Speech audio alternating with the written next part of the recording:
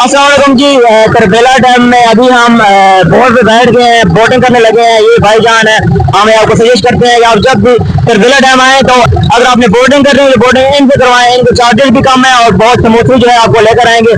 तो मेरे साथ मौजूद हैं मेरे दोस्त चौधरी गुजर। तो ये बताओ कि कैसा लग रहा है? बहुत अच्छा लग रहा है। बोट पे फर्स्ट टाइम बैठे हो या पहले भी बैठे थे? 2-3 दफा पहले भी बैठा था। अभी डर तो नहीं लग रहा? नहीं सर, मैं 2-3 दफा पहले बैठाया, मैं डर नहीं लगा मुझे।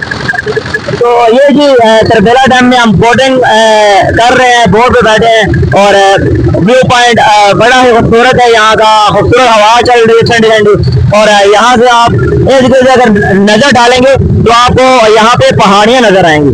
तो यहाँ पे मतलब कि जाते हुए साथ आपको एक अच्छा व्यू पॉइंट भी मिलेगा। यहाँ पे साथ बोटिंग करेंगे, साथ आपको अच्छा व्यू मिलेगा और साथ खूबसूरत हवा।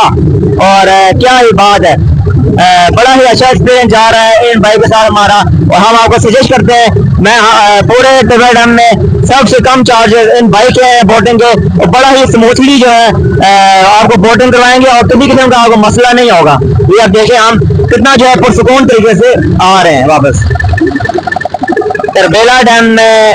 ये देखें बोटिंग का एक्सपीरियंस है और बड़ा मजा आ रहा है जी।